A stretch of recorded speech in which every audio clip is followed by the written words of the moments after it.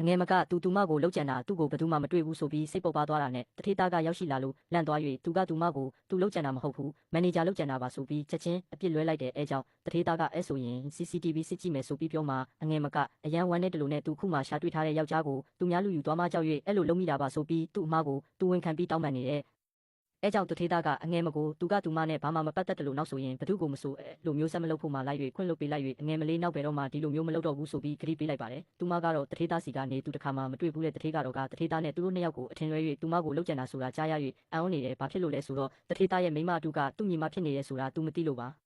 ပြီးတော့တထေးသားကသူ့မိမရဲ့လှုပ်ကြံမှုကြောင့်သူမရဲ့သားကိုအကောင်းဆုံးဆရာဝန်နဲ့စေကူတာခိုင်းမယ်ပြော၍စေယုံစေအားလုံးကိုတားလေးနေကောင်းတဲ့အထိတာဝန်ယူပေးလိုက်ပြီးသူမရဲ့သားကိုအယုတ်အကြီးဆုံးတစ်ခုကိုလေးလက်ဆောင်ပေးလိုက်ပြီးကျန်တဲ့အယုတ်များကြီးကိုတော့တားအတွက်ယူလာပေးနေတယ်အဲ့ချိန်မှာတထေးသားကအသက်ကြီးအန်တီတယောက်ကိုနိုင်စားနေတာတွေ့လိုက်၍ရက်ခိုင်းလိုက်ပေမဲ့တားကနာမထောင်ပဲအန်တီကိုရိုက်လိုက်တယ်အဲကြောင့်သူထေးသားစိတ်တူနေတာကိုတွေ့တော့အငယ်မကတထေးသားရှိမှသားကိုစုံမဟန်ဆောင်နေတယ်ဒါပေမဲ့တားကအမေပဲသားကိုဒီအလုပ်သမားတွေကိုကြိုက်တယ်လို့လုပ်လို့ရတယ်ဆိုပြီးပြောတာလဲဆိုပြီးပြော၍အခန်းအပြင်ဘက်ထွက်သွားလိုက်တယ်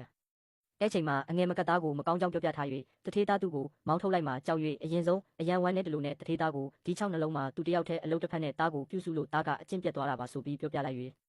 တထေးသားလေးရှိဝေးပါမှမတွေးတော့ပဲသူလေးမလွယ်လောက်ဘူးဆိုပြီးပဲတွေး၍ပြန်လာလဲပေးလိုက်တယ်ပြီးတော့အလုပ်သမားတွေကသားကိုအယုတ်သွားပြီးတော့သားကသူမရဲ့သားကိုတွားကြွားခြင်းလို့အယုတ်တစ်ခုကိုကင်ပြီးသူမရဲ့အိမ်ကိုတွားပြီးတွားကြွားနေတယ်အဲ့ချိန်မှာသူမရဲ့သားစီမှာသူ့အယုတ်ထက်ကြီးတဲ့အယုတ်ရှိနေတာကိုတွေးတော့မနာလိုဖြစ်၍အယုတ်ကိုလူယူလိုက်ပြီးပြစ်ခွဲလိုက်၍သူမရဲ့သားကသူမကိုအယုတ်ပြစ်ခွဲခံလိုက်ရကြောင်းပြောပြနေတဲ့ချိန်အငယ်မလေးရောက်ရှိလာလို့သူမလေးချက်ချင်းပဲအငယ်မကိုမင်းရဲ့သားကငါသားရဲ့အယုတ်ကိုပြစ်ခွဲပေးလိုက်တယ်ဆိုပြီးပြောပြတော့